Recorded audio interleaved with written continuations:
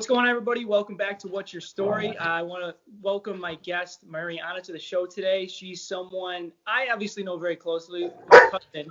So she's someone I grew really close to over the last, I would say, 4 years or so, 5 years or so. And really that was because me working at BCC, her getting into the fitness industry, me being in the fitness industry. And I feel like we grew very close, even more close because of that.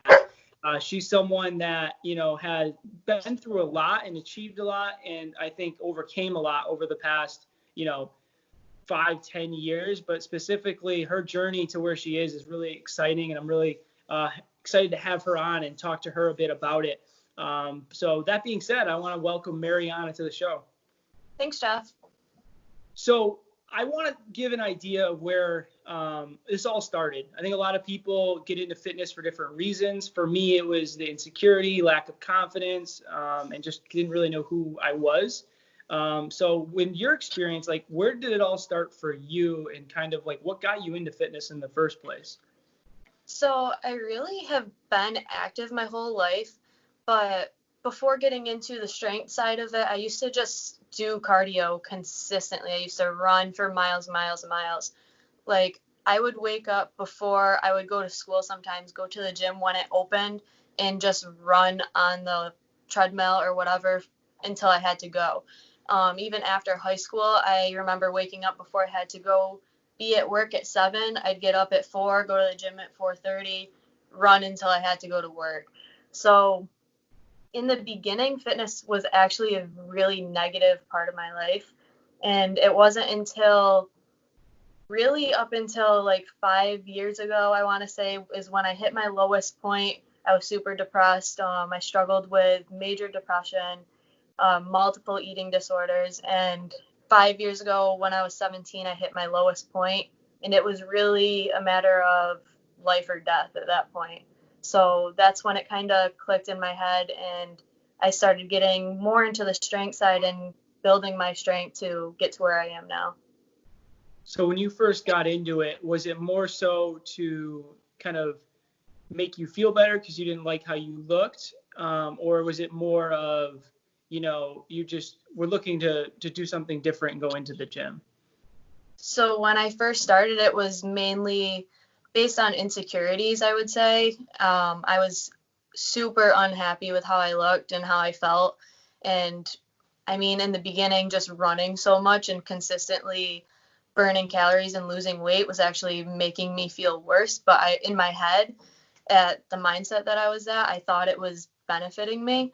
And then when I got into the strength side of it, it was still actually not really healthy for me in the beginning, because when I first started lifting or getting into strength, it was kind of to fool everyone into the realization that I'm being healthy.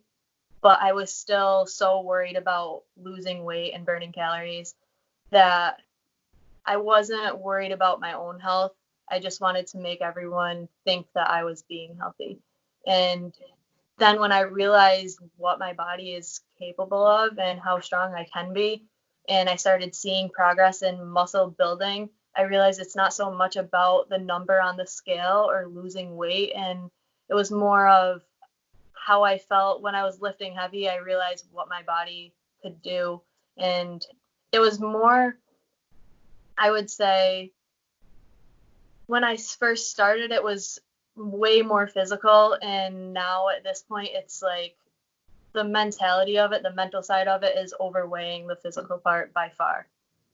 Yeah, I think that's with a lot of people too. When you first get into it, you may want to I don't like how I look. You're uncomfortable in your own skin, and it's everyone has their own reasons for why that is, in general. But to a lot of what you said, I think a lot of people just struggle, trying to find themselves, and maybe they're not the most popular, maybe they're getting picked on, maybe they're getting bullied, and for me it was, just not confidence at all. But there's a lot of people that have trouble in their own skin, and I think a lot of people struggle with the very same thing. And when it comes to the overdoing it side in the gym, that's, I think too many people think, like you said, your traditional do cardio, do more, and getting stuck looking at the scale turns into this never ending game.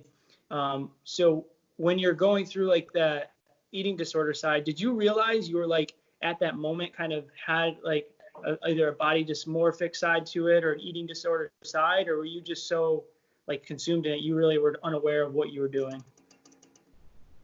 I felt like I was honestly a ghost watching the world from a distance. Like that's how I generally felt.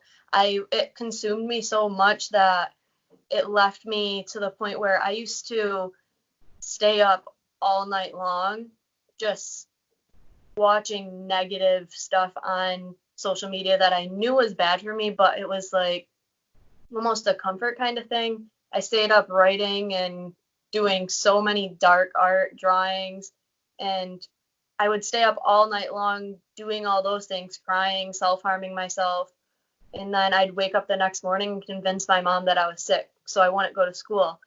I wasn't that flu-like fever sick, but I was ill in my mind. So it consumed me so much that it literally was taking years off of my life. I wasn't living day to day because I was staying up all night long.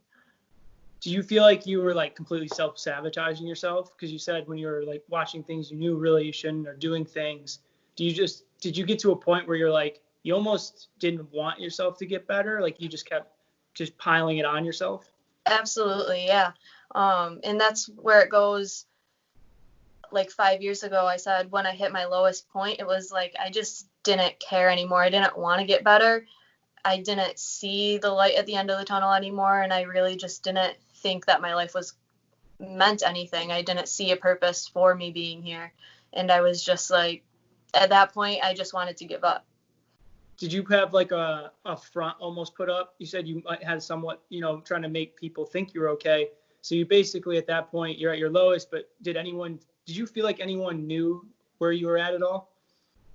I think I was pretty good at putting a front up, like going throughout high school, going to school. Unless they were super close to me, not many people knew what I was going through. Even my family who I lived with, my mom didn't really know the severity of it until one night 5 years ago. Throughout high school, I was also on the cheerleading team, which cheerleaders have that stereotypical be happy all the time. Right. So I think that kind of helped, being on that team helped make it seem like I was happier than I was.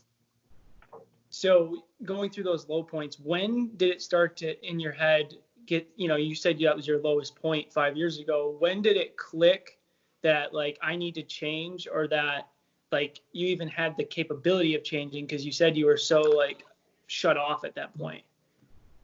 So one night I actually had 2 state troopers pound down my door at my parents' house, and that was the night that my mom realized what was going on. That was the night that my younger sister realized what was going on and the severity of it. They were the only 2 people home, and I think that was the night that I was like, shit, I almost died. Like, I wouldn't be here if whoever called, the person that did call, they didn't call, I wouldn't be here today. Right. And after that night, when my whole family was home, I remember my dad talking to me. My mom didn't know what to do. They found the journal that I used to write in. My mom made copies of it and brought it to somebody who she trusted and was like, what do I do? Like, they didn't know I was at that point. And I think that's when I realized like people care about me. I almost left my family, and if none of that happened, like I wouldn't be here and sharing my story with others today. I think it's super easy to get in that mindset where you just, when you're shut off to everybody in your little circle and you're only talking to yourself for the most part, like you can convince yourself of anything, like, oh, I'm not worthy, no one's here, no one likes me, no one loves me. And it's like this circle where you're almost creating that whole illusion in your head. And like, because you're not talking to anybody else, it's like a circle of just nothingness, of just horrible things. So then obviously all that happened. And when did you start to, so you started, like that was the night everything flipped. Moving forward, like what were steps you took that allowed you to start, feeling better about yourself, creating better relationship with food, start going to the gym again? Like, what were the steps for you to get to that point or through that? It was hard at first. I honestly think it was the hardest thing I've ever done, was getting my mind healthy again. Not even so much my body, just trying to flip my mindset back to what I thought was normal. I think it was like a few months later, I got into, it's called the Alpha Female Program by Evan Childs, and her goal is to mainly get as many women as she can and help them realize what their bodies are capable, and that being strong is like the best thing that you can do for yourself. So I got into that, and with that I started learning about macros, and I think that was my realization of how little I was eating throughout the day. Trying to hit the numbers that she gave me was almost impossible. Like, I wasn't comfortable even putting the numbers in. And I realized I would notice that I was lying to her too. I would just put the numbers in, but I still wasn't eating it because I was afraid of gaining the weight, which eventually got better. That was also when I went back to school. So after high school, I took a year off because of everything that happened. I didn't want to go away, didn't feel comfortable going away from my family and being on my own. So I went back to school, and I actually started in the nursing program at BCC because I knew I wanted to be in the health field. I knew I wanted to help people, but I wasn't sure what exactly I wanted to do. So I did that. Realized pretty quickly it wasn't what I wanted to do. And that's when I actually got talking to you a little bit more, and you gave me Sherry Shear's information at BCC. I contacted her and I got into the fitness program, and that was an eye-opener. That was when I really started getting into lifting and lifting heavy. I've lifted the heaviest weights I've ever lifted in my life that I never thought that I would be able to do. That's when I started gaining weight and learning that eating food is huge. Like, it's not, like I said, it's not about the number on the scale. Even right now, I've been eating more than I've eaten in my entire life, and I think I'm at like just about the leanest I've been. Right. So yeah, it's crazy too when you start looking at like food and realizing like you only can cut calories for so long and so much to the point you're just gonna feel like crap. And right, and then your body just shuts down. So yeah, I mean, your metabolic rate messes up, your body just goes into like the spiral of it's wants you to eat so it can function, but you're not even given enough to function. And I mean, I see it a lot in guys, girls, but a lot of girls, you just see that struggle of like, well, I need to eat more to build the muscle to get the body moving and get the metabolic rate up and all these different things. And it's hard to get out of that mindset of like a number, because you could look at you at like 110 and then 110 and have two completely different physiques, or 115 or whatever the number may be. And that's where that scale is. It's a tool, but it's not something that you should be completely relying on, because if you keep worrying about the scale, you're not going to allow yourself to even build the muscle and change your physique because you're not eating enough to produce it. So it's tough. It's tough when you get into that mindset. So when you started to go to the PCC, you said like you started to do more strength training, more of that side of it. Was that something quickly when you got into it that like clicked with you, like the strength side, like that was fun to you, or were you more concerned at that point coming out of having that trouble with eating disorder of like, you're traditional, I'm gonna build too much muscle, or I'm not gonna, this isn't gonna work well for me? So when I first started, I was still in that I'm gonna get too bulky state that every female says when they first start lifting. And I think even today, I still have that body dysmorphic mindset at times. Like, I think recovery for anything is day by day. It'll always be a part of me, but each day gets a little bit easier as you go through. So back then, when I first started the fitness program, it was still pretty hard for me, but once I started feeling better, it wasn't about how I looked. It was about more how I felt and that I was feeling good than just drop the calorie, like burn the calories, drop the weight. Did you find yourself going way too much into that direct? Like, so initially you got into the working out, you're overdoing the cardio and everything.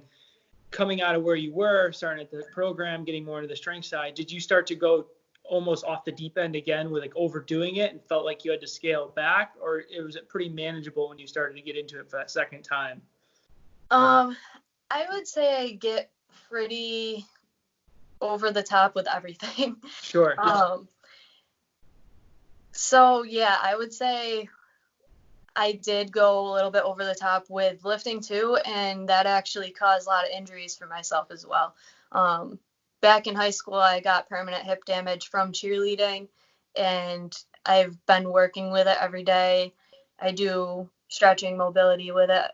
But at the time, I wasn't. When I was lifting heavy, I wasn't doing any warm-ups. I did not focus on stretching at all. And then I remember it was actually a PR that I wanted to hit for my deadlift. And as soon as I pulled on the bar, my hip just went out. So I overloaded my body way too much without taking care of it still. So I was still in that point where I wanted to see results rather than take care of myself. Yeah. And it's easy especially when you're like feeling good, your numbers at the beginning are just climbing like crazy and you feel invincible until you just get hit like by the brick wall and you're like, well, yeah. That was a bad idea.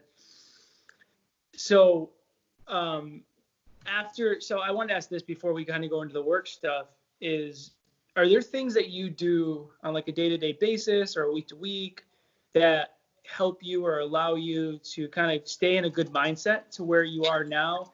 Because you said like it's a daily, weekly, yearly journey of like every day can be better than others.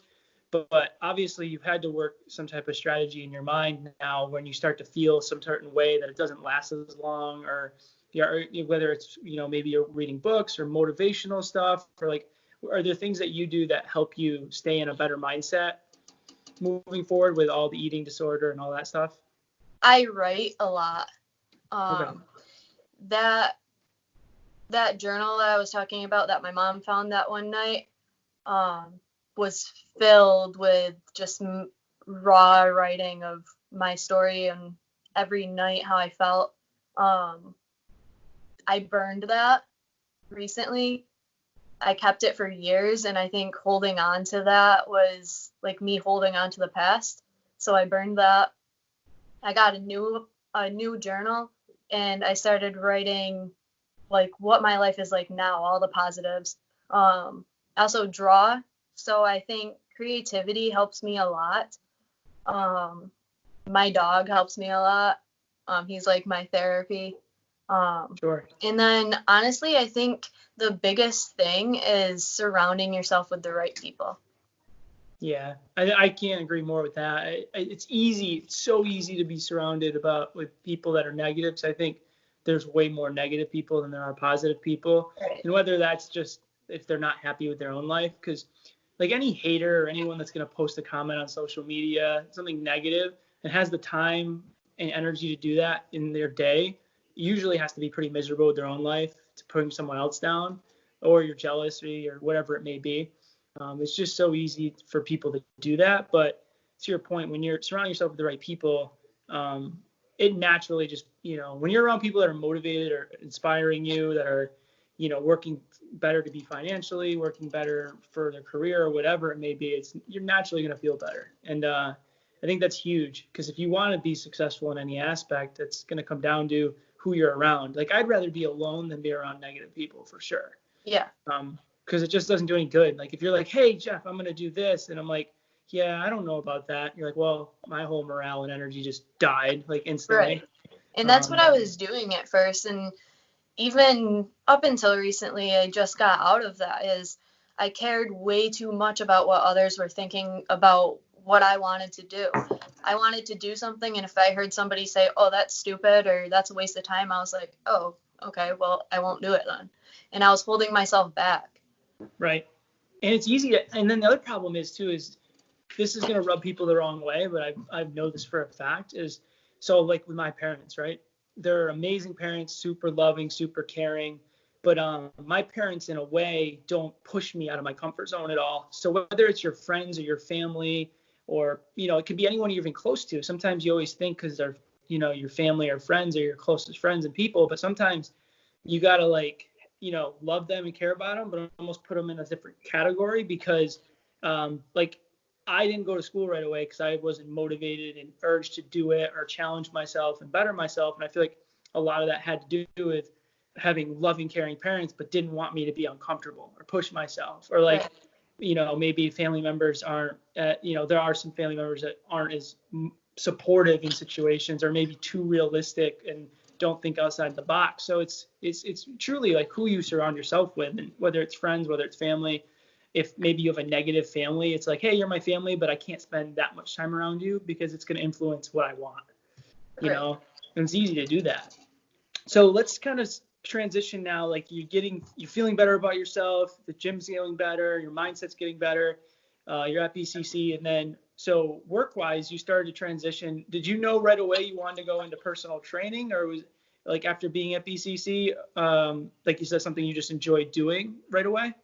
Yeah, actually, working with even clients, like those first clients that you get at BCC for your practicum hours, seeing their face and seeing their expressions after something clicks in their mind was literally like warmed my heart, truly. And I was like, man, I really want to help people feel better about themselves. Like, I felt like even some people I worked with there, I remember I had a client who was in a similar situation as me, and I helped her in the long run. And she even contacted me a year later when I wasn't working with her and was like, hey, you really helped me. She ended up gaining some weight, put some muscle on, and now she's killing it. So I think working with clients there really made me realize it was what I wanted to do. Yeah, and there's something really, I think a lot of people get into it for that, and it's special to like when you see that client like click, and not just like an exercise maybe, but like their mental click, Your mindset, where yeah. yeah, that's everything. Like you can have the best coach and the best nutrition, or programming or whatever, but if you don't have that intrinsic motivation or mental click, or as a coach you can't bring that out of someone, it's going to be difficult to continually to see them improve, because it's like at the end of the day they have to be all in. But it's really cool when you can get them to feel like that and they're inspired or motivated. And like I always used to say, and some people debate me on this, they come because they want to get in shape and train, but you stay long term because you build such a close relationship with them. You know, I Exactly. think that's a big part. So you got into the training right away, and then now you're working at Timeless. So now you're working there. So are you just training there one-on-one clients, or like kind of, if you don't mind explaining kind of what you do at Timeless and kind of what Timeless does in general, I guess.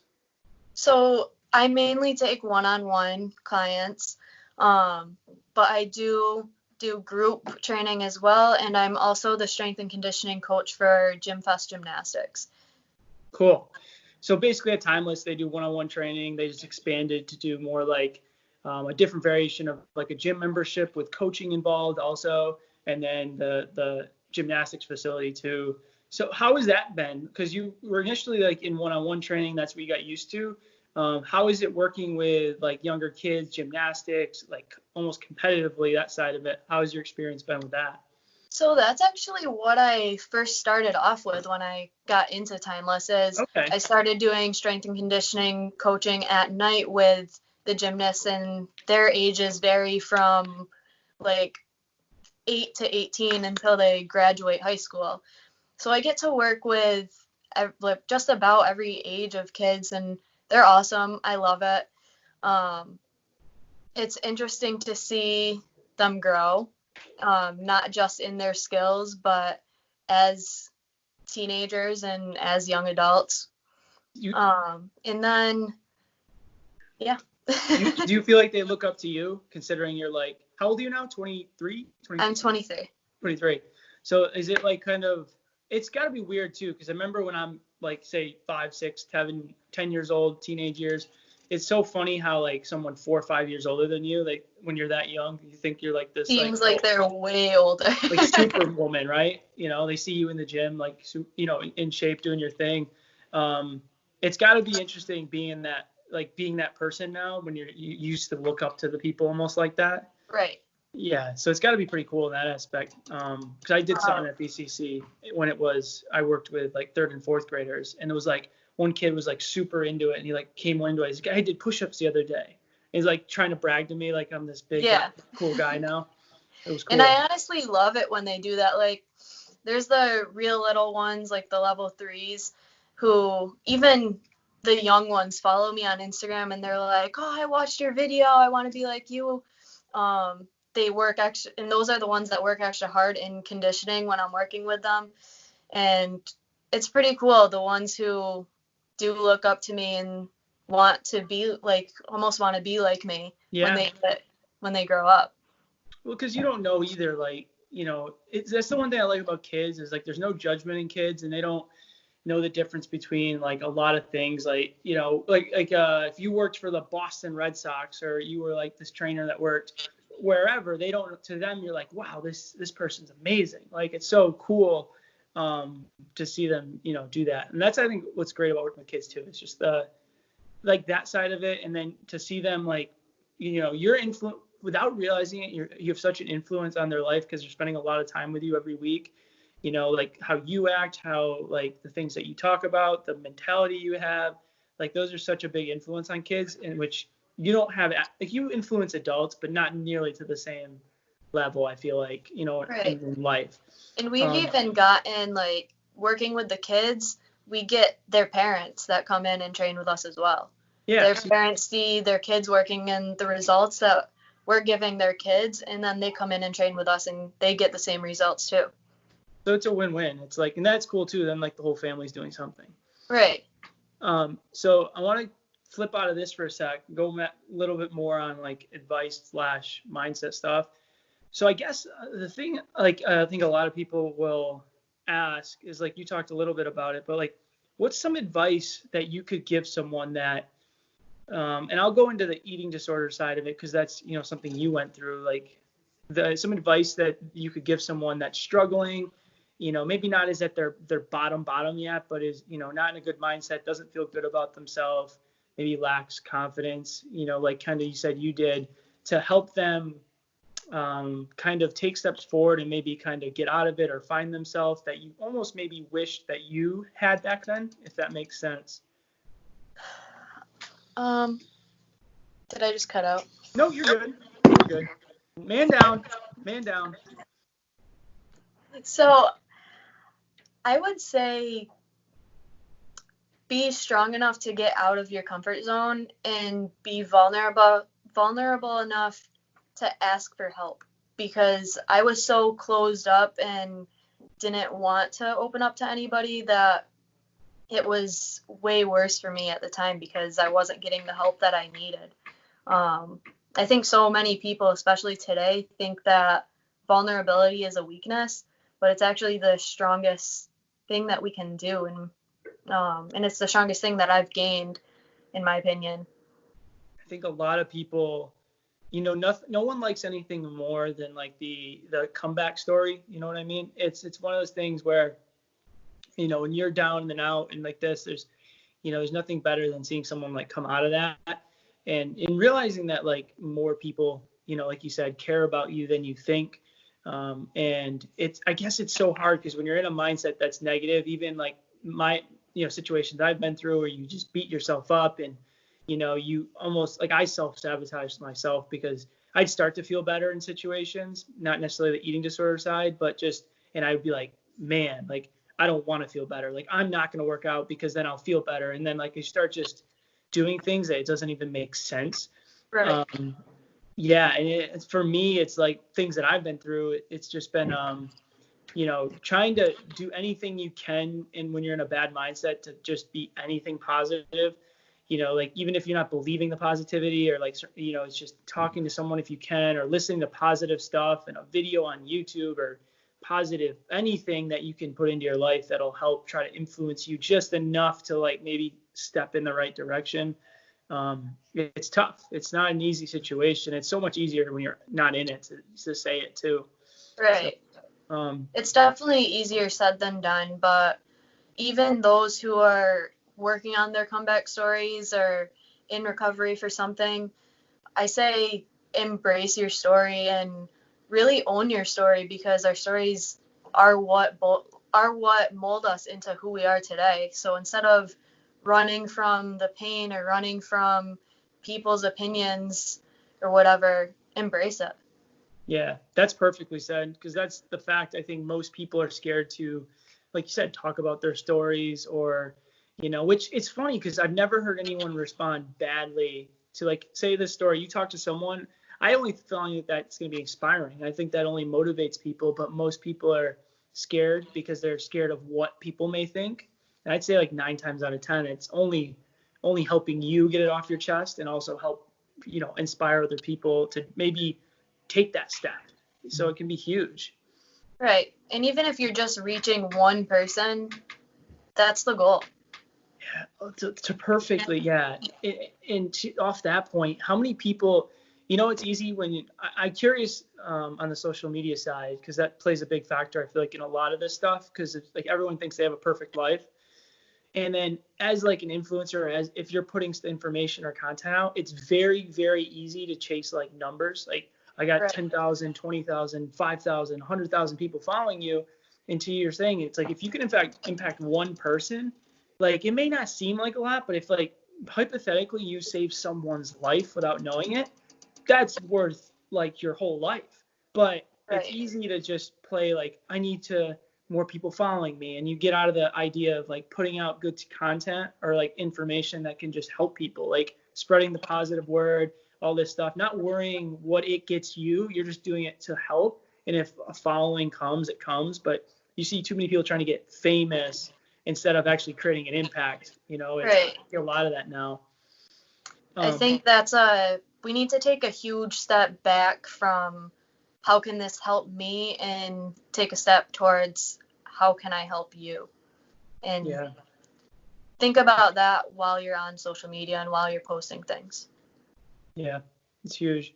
So I got one more question I want to ask, and this is a little broad, so you can kind of go in any direction. There's not really a right or wrong answer, but I think this question can help a lot of people. So similar to maybe with someone struggling with an eating disorder, if someone is kind of, you said at like 18, 19, 20, took a year off of school and stuff,